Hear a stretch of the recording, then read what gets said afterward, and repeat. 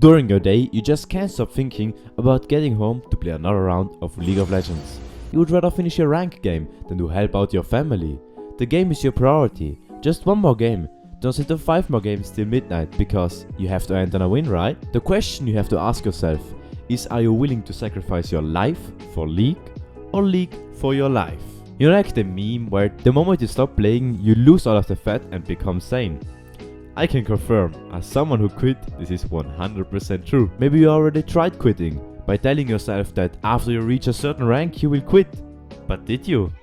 And all of the times you deinstalled the game, you always reinstalled it, right? As a former League addict and Volibear main, I've been there, knowing that I was addicted but still not knowing how to change that fact. I know how bad it feels. And after learning from my experience of quitting, I've made a foolproof plan that will get you from a League addict, and hopefully not yodel enjoyer, to a functioning member of society again.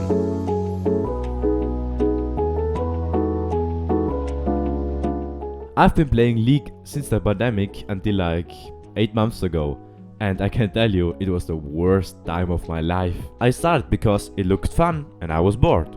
But I didn't stop after the pandemic. I continued and I got into ranked, and rank got into my mental. So I didn't care about anything else anymore but League. And I knew this was really bad for me, but I didn't know how to change that. Only when I discovered Hamza, I really started to make some progress. But most of the time, it just seemed impossible. Until one day, I and my friends started to work out, and suddenly it became way easier for me to quit. And that's when it hit me. Maybe the way we look at addiction and quitting addiction is generally wrong. And I think that the only way to really get rid of your bad habits is to replace them with good habits, not just say or try to quit the bad habits. Before this discovery, I watched countless videos about addiction and how to get rid of it, but most of the time the advice was either kinda useless or partially true and helped me a little bit.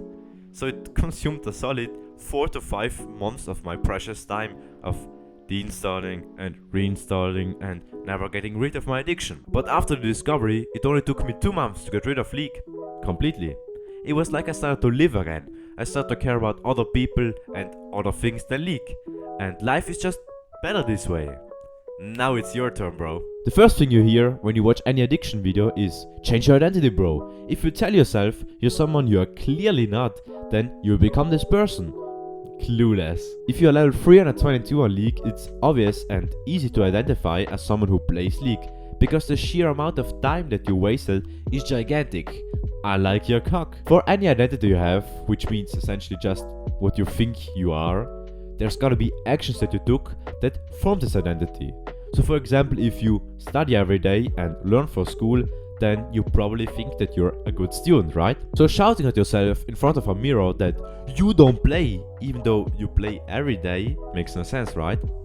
But the good thing is that this also works in our favor. For example, if you play less, then it's easier for you to identify as someone who doesn't play, right? Now the $1 million question I have for you is, why do you play League? In order to make all of this work, you have to know the real answer.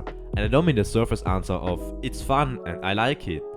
And in order to get this real answer, you have to interview yourself with the question why, over and over again, until like after 20 times it looks somewhat like this. Why do you play? Because everybody hated me in school.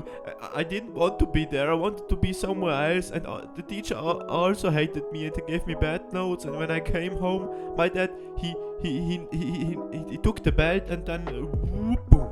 The reason I played League was simply because it gave me a feeling of accomplishment and progression.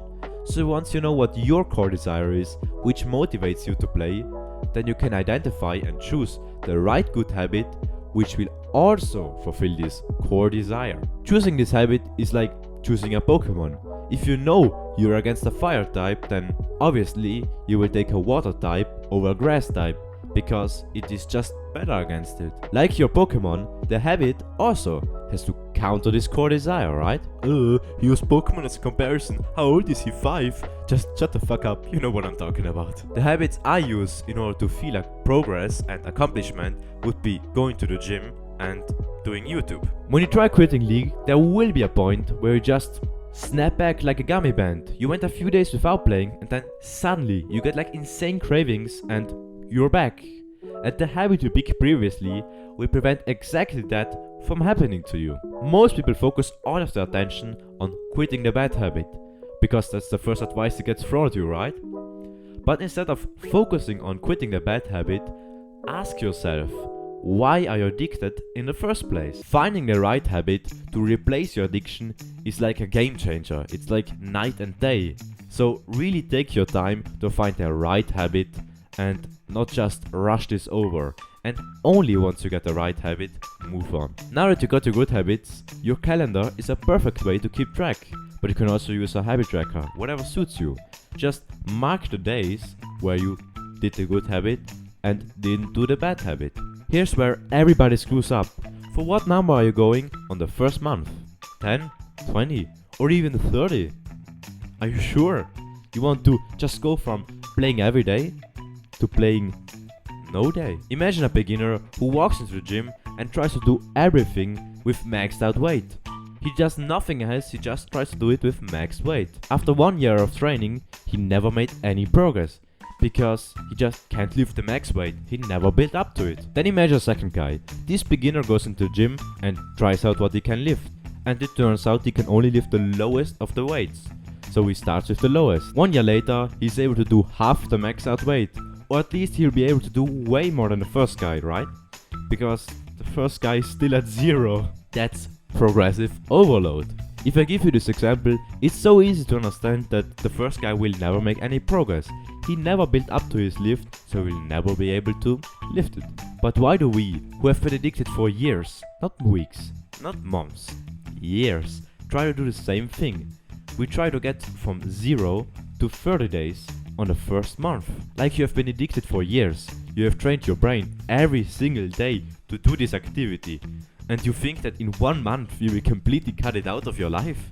That's just impossible. Obviously it will take a few months or even years in order for you to build up to this lift of 30 days. What this means for you, for example, if you play League every day right now, then you start with 1 or 2 days, and the next month you can go up to 2 days or 3 days, and then 4 days, and then 6 days, and so on and so on. After 12 months, after 1 year, you will be able to get 23 out of 30 days. And that's very impressive, right? If you were to start with 20 days, you would be doing ego lifting. Just like the first guy, you will never make any progress. Either you build up to getting rid of your addiction, or you just don't make any progress at all. It's up to you. And this exact analogy can also be used for the good habit. Just mark the days in which you did the good habit. So starting from today, it's October 2023. From now on, just count the total amount of days you didn't play League and you did the good habit. And as long as this number increases, you will eventually reach the finish line. Some are faster, some are slower, but that doesn't matter. This is not a sprint, this is a marathon. For the inevitable relapses that you will face during your path, you have to understand that this is only a battle that you lost. But what is more important than a battle? The war, right? Imagine a master strategist. He has the whole map of the battlefield before his eyes. There are countless battles.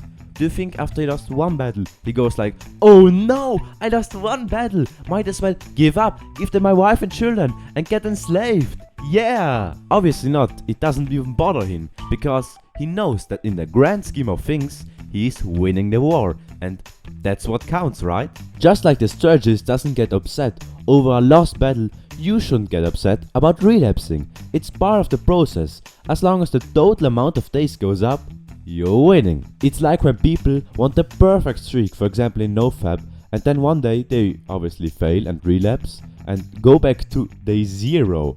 This way you will never make any progress. I remember the days where I relapsed, and then I would tell myself, the next 30 days, really hard working, no bad habits, only good habits, and then the next day I relapsed again.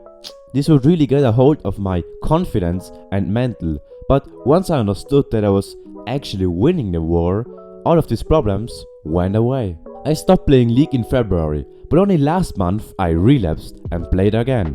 Did I get upset or anything about it?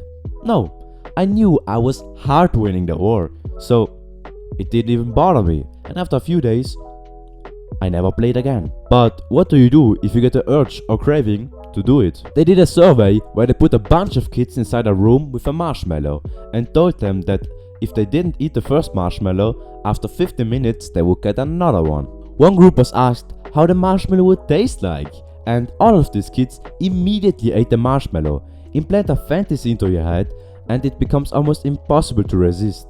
That's why when it's in front of you, you see it, you think about it, you fantasize about it, and then boom, before you even know it, you sit there queuing up for another ranked match. You have to dry out this fantasy immediately, otherwise you will think about it the whole day and then you will inevitably relapse. What I like to do is to do something that deeply invests me, like reading a book or doing some very hard exercise. You have to do something that just distracts you from this thought. Otherwise, it's very, very, very hard to not relapse. Now you know everything that you need to know. You have to make this your identity. You have to find the right good habit that matches your craving.